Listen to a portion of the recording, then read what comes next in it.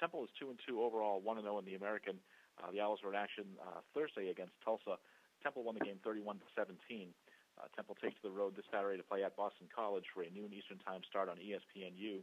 And as we mentioned earlier on the call, Quincy Roche of Temple is the Americans' Defensive Player of the Week. Coach, thank you for joining us on the call today. If you take a minute to tie up the game against Tulsa, maybe a word or two about Quincy's performance on defense for you and what you expect as you head up to Chestnut Hill to play Boston College, please. Yeah, a really good game on Thursday night, prime time. The first game under the lights this year. I thought the guys came out, played hard. They played together. Obviously we knew we were facing a high-powered offense that runs a lot of tempo. They had 107 plays run against us, and for our guys to hold them to 17 points, I think was really good. The 5 turnovers helped. The number of sacks helped, and then scoring twice on defense sure were keys to the game. Quincy had back-to-back sack, caused fumbles, and obviously on the second one, Karamo Diabate was able to take it 60 yards for a touchdown. And I think we've got to be, one of the national leaders for defensive scores or non-offensive scores. So just proud of the guys of where they're playing, putting it together, playing as a team. And, so just excited about preparing this week. Last week was a 5-day prep to get ready for Tulsa. And so this time we get a little more time to get ready for a very physical, very talented, well-coached Boston College team. Questions for Coach Collins, please. Star 1 on your telephone keypad to join the queue. Then the operator will introduce you. Thank you. We'll now take our next question from Mark Narducci of the Philadelphia Inquirer Daily News. Hey, Geoff. Hey, Mark. How are you? Good. Yeah, the weekly question about the quarterback situation. How about it with Frank, and what do you think about this week? Yeah, same thing. I mean, we're just going to go like we do at every single position on our entire roster. Everybody in our organization works to be above the line. We're very blessed that we have 3 really, really good quarterbacks that are competing. They're pulling for each other, and they're competing against each other. So it'll be a weekly deal for how many reps we're going to get with each guy. So, is Frank closer to being physically okay? I mean, you said he was making a lot of progress last week. Yeah, he made a lot of progress, so we think he'll be closer definitely by game time. Thank you.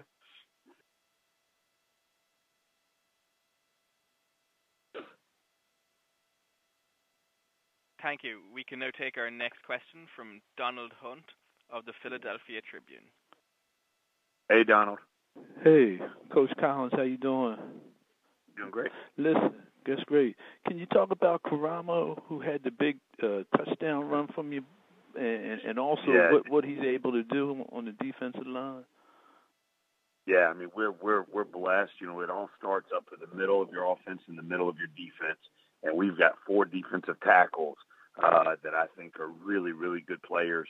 They rotate in, Karamo Diabate, Freddie Booth Lloyd, Dan Archibald, Michael Dogby, do a really good job rotating for each other and playing at a high level. And, we've known, for the last, 16, 18 months what a special player Karamo is. And it was really good to see him get that, scoop and score, touchdown. But he actually had some really good pass rushes, played really good, holding the point in the run game. So just so proud of who he's become as a dominant D tackle for us and in the rotation, playing at a high level. Okay. All right, Coach. Thanks a lot. I appreciate it. Yes, sir. Thank you. We can now take our next question from Sean Pastor of Owls Daily. Hey, Sean. Hey, Geoff. Hey, I want you get all these questions about the top 3 quarterbacks, and I was just curious about your number 4 guy. Trad came in the spring, right? He plays his senior year. He comes in the spring and practices. He gets a ton of reps. Preseason camp, he gets a ton of reps.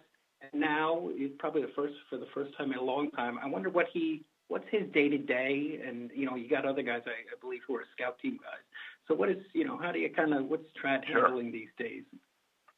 Yeah, Trav's doing great. We're blessed that we have this amount of quarterbacks that are playing at a high level in this program, and he's coming in, learning the systems, done a tremendous job for us, and he gets to go against a really good defense every single day as he runs our development team, our scout team, and so he's getting to see play at a high level against some real really good defensive backs and really good defense every day in practice.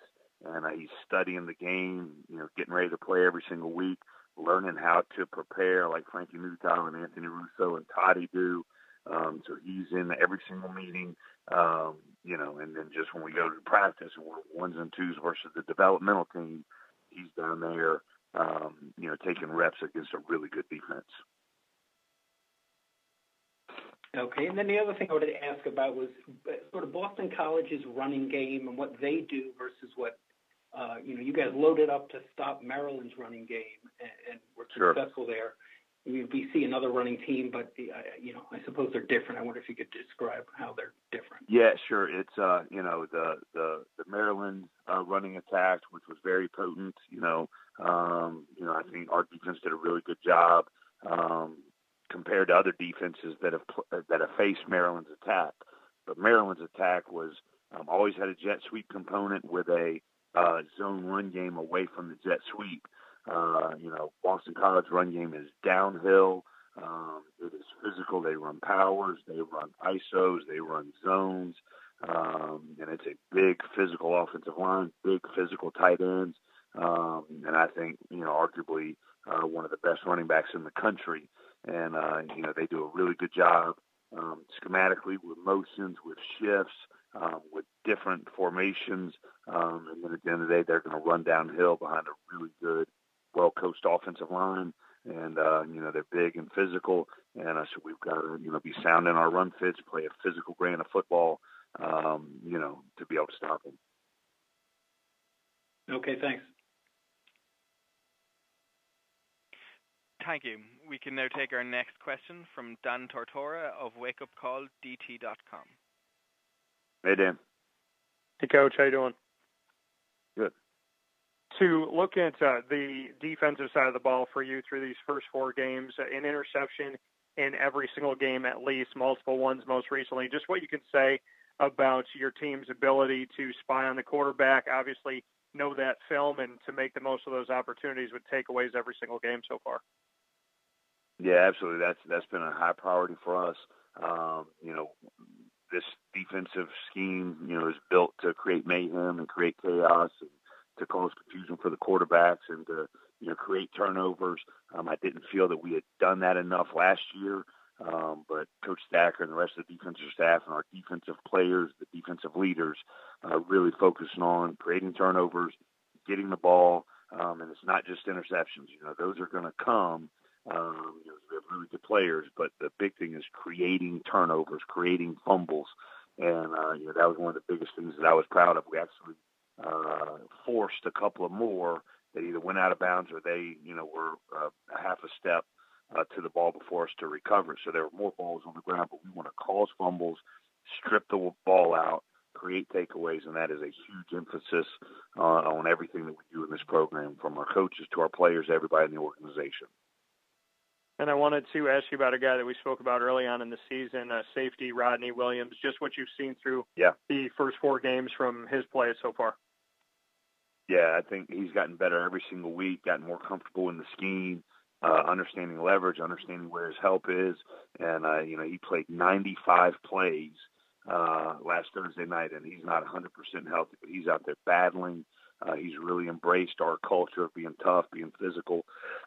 And just really proud of him. So glad that he's here on our football team, and he's one of the leaders, and does a tremendous job in teaching the young guys how to go about their business.